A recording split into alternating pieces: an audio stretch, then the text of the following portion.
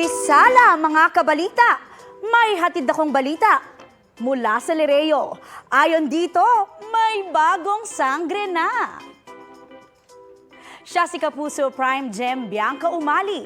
Gaganap siya bilang Tera na anak ni Sangre Danaya. Isinare ni Bianca sa IG ang diwata look niya wearing brown dress. Binati naman siya ng mga kapuso sangre na sina Kylie Padilla, Sanya Lopez at Mikey Quintos. Hindi rin nagpahuli dyan ang OG sangre amihan na si Iza Calzado. Bilang paghahanda, sumabak si Bianca sa iba't ibang physical weapon at stunt training para sa kanyang karakter.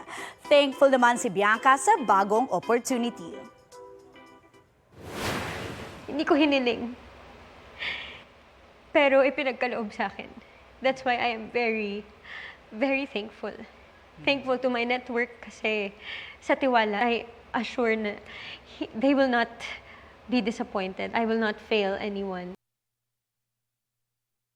Balita ko, may tututukan kayo tuwing 10:30 a.m. sa GTV.